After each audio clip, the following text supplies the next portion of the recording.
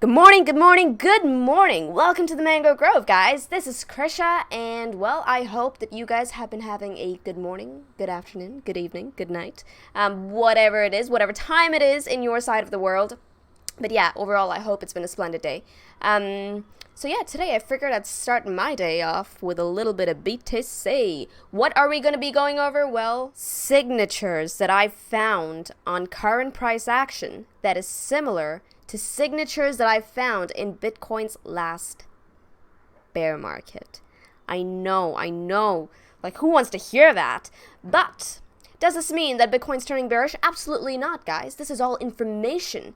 This is all information telling us what levels to keep our eyes out on. What levels are we looking to take over? What levels do we need to be careful of? So, if this is something that you're interested in, stay tuned.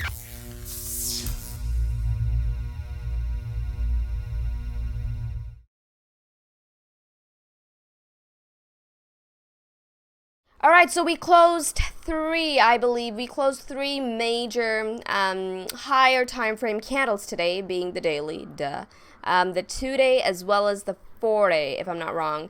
But before we kind of go over those, I just want to go back to the weekly to show you a major level, well, which is the weekly 21 EMA that we have all been looking at. And why do I want to bring this to your attention? Because we already went over it. But I wanted to bring this one to your attention, well, because the weekly 21 EMA is sitting right about at about 9,025, just to be like super precise. I am using Bitstamp. I'm using the Bitstamp chart. So that's where the 21 EMA is at on Bitstamp. Now, what do we notice on our last close? So we successfully opened and closed a candle above the 21 EMA, the weekly 21 EMA.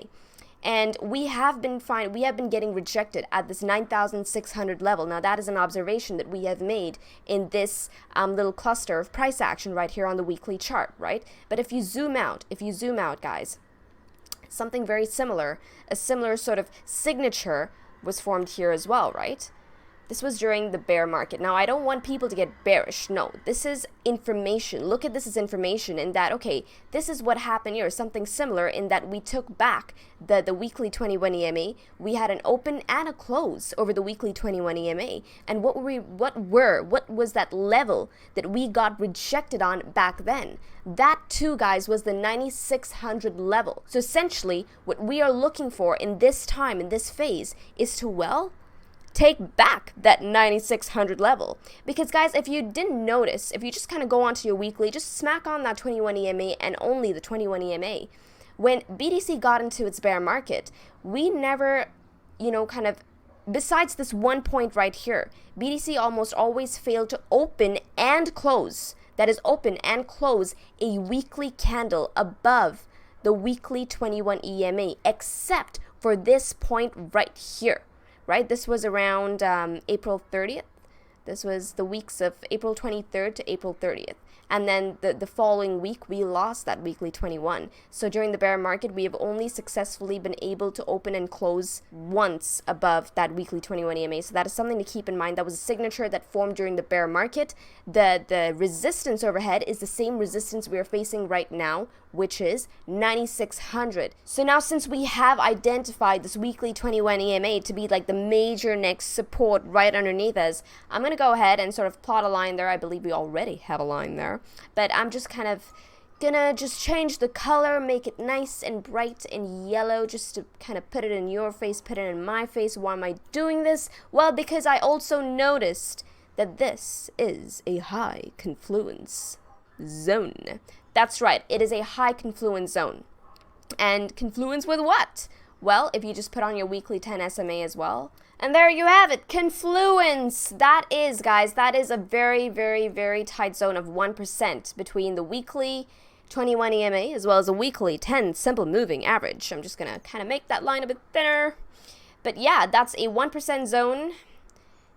If I'm not wrong, yep, 0.95, less than 1%, guys, less than 1%. So what do I like doing when I see these zones? Well, I'm just going to go ahead and label my lines, so give me a second. Okay, and so now that we have labeled our lines, let's go on to the 4-day, another candle that we closed today. So let's go on to the 4-day because I noticed The 21 EMA is in that zone as well. In fact, it is in line with that weekly 10 simple moving average. So let's go ahead and label that one too, because I like seeing these confluence zones, because that makes that support underneath us that much more stronger. Now, since I am in a long position, I don't want price breaking this level or closing a candle underneath this level. Now, I am playing my position off of the weekly, so in order for me to really make a decision on my trade, I am going to wait on a weekly close, regardless if we lose this level on, say, the other lower time frames, like the 2-day, the 4-day, or whatever. I took my premise off of the weekly chart, so I wait on that. So anyways, so since we have labeled this, there we go. What else do we have here? Let's put on our 4-day cloud. Is there anything on the cloud? There is. What is that we have there, guys? That is the Tenkin. That is the Tenkin in line with the 4-day 21 EMA. I am so sorry if it's not in focus. So let's go ahead and label that as well, plus the Tenkin. I like doing this. I like doing this. It just kind of, you know, really kind of puts important levels. When I label stuff, it kind of brings out the important levels and puts it right in front of my eyes. It's on the screen. I know what's there. I know how important that level is. So if price does come down there, I'm a little more rational. I'm able to kind of handle and manage my trades much better. Because sometimes when, you know, you see price come down too fast or go up too fast or whatever, basically against your trade, you tend to panic. And a lot of times you'll find yourself maybe, you know, selling into support, and you don't want to be doing that, not at these major levels. So when I have all these supports or resistances labeled in front of me, I know what I am doing. I'm like, okay, maybe I should wait. Maybe I should wait. I'm like, this is major resistance. Perhaps I should wait. Or this is major support. Maybe I shouldn't be selling here. However, all of this, guys, again, in line with your risk management. It's always in line with my risk management.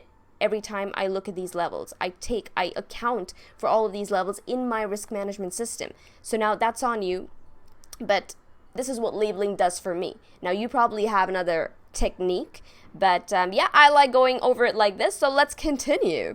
So this is the weekly 10 SMA, the 4-day 21 EMA, plus the 4-day Tenkin. The one underneath that, well, we have the weekly 21 EMA over there. Now guys, remember, this is a 1% zone, less than 1%, but we'll round up for the sake of this. But this is a 1% zone, and so we closed a 4-day candle. What else do we have here? Let's put on our ribbon, the mango ribbon. By the way, for those of you who do not have access to the mango ribbon and want to access, this is completely free. Just shoot either me or Sean a message or PM us on Telegram, and we will grant you access. Cool. So with that said, is there anything else here? Nope, there's nothing else on the 4-day, at least on the 4-day, there's nothing else here. What else? We closed a 2-day candle today, so let's pan on over to that 2-day on the mango ribbon. And what do we have there? We have the 2-day 55 EMA sitting in that zone as well. Cool. So now that we have those labeled, is there anything? We see the 2-day 21 EMA kind of trudging up. Could it make its way up to that weekly 21 EMA as well? Maybe. Time will tell. It depends on the most immediate price action that we see here. But yeah, these are the levels that we have here right now, going all the way up to the 2-day level. What else do we have? We also closed a daily as usual. We close a daily every day. But is there anything that we have here? Let's put on that cloud. What do we have on the daily? Is there any confluence? Is there any confluence at all? On the levels that we have here, no, there is no confluence, but we have that 10 simple moving average that's been guiding price action since. We did lose it very briefly, only to take it back on today's close. So that's a bullish sign. I think the 10 SMA has been guiding price action so far, and it's been doing pretty well on that 10 SMA. So, but we do have cloud resistance overhead here at the 9468 level. Now, notice that the daily, we got rejected. It was a nice clear rejection on that 9600 level. We got rejected here as well on 28th October, as well as 27th October, where we had that push to the upside. No, we had the push on the 26th, right? So 27, 28. So, but anyways, the point over here is that we closed underneath the 9600 level on all those days. We have been holding that as overhead, major overhead resistance. That is a point of resistance that we all need to keep our eyes out on. If we break that, if we close a candle over that, that's going to have some serious bullish implications. So that is the 9600 level. We do have cloud resistance overhead on the daily. What else do we have here now? Let's go on to our 12-hour chart. 12 hour. Why do I want to bring up the 12 hour? Well, because the 9600 is in line with the 12 hour 200 simple moving average. It's just there, like smack there on that line. That's the 200 MA over here. That's the 9600 zone, which is major resistance. And yeah, there we go, confluence galore. So I'm just gonna go ahead and mark that 9600 in line with the 12 hour 200 MA. Beautiful, beautiful, cool. So now that we have that, now these are the levels that we are playing. Now it depends on the position that you've taken, if you are short, if you are long, but these are the major levels above us. 9600. Underneath us, well, we have that 9142. Let me put that number there in big bold letters. Now this could vary, right, depending on what exchange you're playing. By the way, now depending on the exchange that you're playing on, or depending on the chart that you're looking at and what exchange you have up there. Now I find that the most reliable ones are the exchanges with the most data. You want to find something that has a lot of price history to it. So make sure that you're kind of trading, or you're kind of doing your analysis on one of that. And I'm not talking about bucket shops. Don't go to you know, exchanges like Kraken and stuff. Like, go to good ones that have like a decent price history, and that don't have too many wicks, none of those black swan kind of wicks, right? So make sure you have that. But this level right here on Bitstamp, I like Bitstamp, is 9142, right? That's that high confluence zone right here. Now, is this in line with anything else? Well, we see that the 12 hour 21 too just creeping up there. Well, this is like pretty much it. But for price action for the time being, even if it does come down here, I would still want price to maintain. If you notice, guys, I'm going to clear the chart actually. All right, so I want BTC to kind of maintain these higher lows that it's been, you know, forming on its lower time frames. Now, sorry, this is a 6 hour. I'm just going to go back to that 12-hour chart that we were on. I'm going to take the wicks. So yeah, I essentially want BTC to kind of keep maintaining these higher lows, and if it can, I think we'd have more of a bullish picture even in the short term as well. So yeah, I kind of noted this, that, you know, BTC was kind of doing well on forming these higher lows yesterday, and I noticed, so I marked this. I'm like, hey, you know, could we be forming a symmetrical triangle? So it was something like this that I'd caught. So I first kind of drew it out on the 12-hour time frame, right? And then I sort of kind of panned on over to my 4-hour to kind of bring it into perspective. So, and yeah, this is what I found on the 4-hour. I'm not being too precise with it. This is just something I observed yesterday. So there we go. Beautiful, beautiful.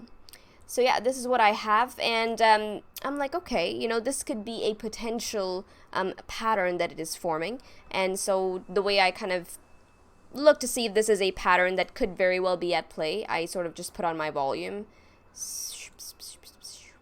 There we go.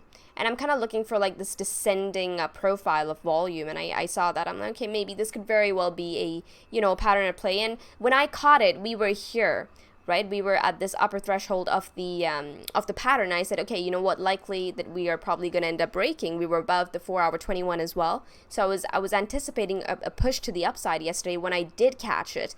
But as the day progressed, I mean, we made our way down only to break last night. So, I mean, I was heading to bed when this kind of, you know, made a push to the upside. And the way I look at this is that I'm looking for that volume break, right? I'm looking for that one volume node to stick out among all the other volume nodes when I look at patterns like this, and when I'm looking for a break. And we did get that over here. Was it the most powerful? No, absolutely not. It was not the most powerful. I mean, Bitcoin did break to the upside, but we did see that rejection on the 9600 level. Now remember, the 9600 level is a major resistance on the weekly as well as the monthly time frames. So this is a major resistance, and we did get rejected there. But what would be the measured move for the symmetrical triangle if it had to play out? The measured move would be around 10,200 per BTC. That's 10,200. That is the measured move of this symmetrical triangle that I have on my chart right here on. I'm using the Bitstamp exchange. So that is the measured move for that. And what are we doing in terms of the, well, lower time frames? Could we potentially get a retest on this 4-hour 21 EMA? Let's see, let's get on to our 1 hour. So now I'm just doing this for people like, you know, who are scalping, who are like playing these really short ranges. I noticed this M kind of formation here, but it appears that we did get, I could look at this as a rejection of the neckline. But this was the M formation that I was looking at here, which is sitting at 9383 or 9385, however you want to play it. However, if we do see further continuation, if we do see a break of this neckline, in the upcoming hours, we could very well see a visit of the 4-hour 21. Could we? And we could. There we go. So that is something to keep in mind. However, that is on a condition that we do break that level, we do break that that neckline of the 1 hour M formation that we have. But yeah, not only would that be a retest of the 4-hour 21 EMA, but that would also be a retest of, well, the symmetrical triangle that we broke out of. And more often than not, when it breaks out of these patterns, it usually comes down, it breaks out, comes down, retests, and then, you know, has further continuation to the upside, or the side that it broke out from. So yeah, this is what I have for you today. And with this information, remember the immediate resistance we have overhead is 9600, which is major resistance, as well as, and the major, whoa, that is a entire chart. Let's go on to our daily.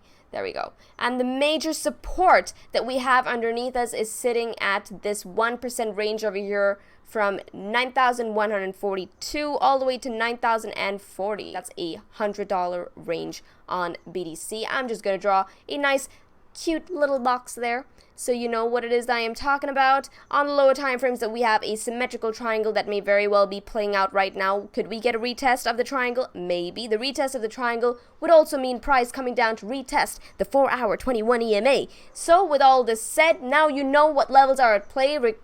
If you are long, if you are short, this is what we have in front of us. Play this safely. And remember what I showed you on the weekly at the beginning of this video. If we close, if we take out that 9600 level, that 9600 level, guys, that is going to be big. That is going to be a bullish move. This is going to have some serious bullish implications if we manage to close a daily over this 9600 level, and it's going to have even more serious implications if we close a weekly over the 9600 level. And now with these zones in front of you, trade safely, trade stress-free, trade the mango way, trade the easy way, guys. Ciao.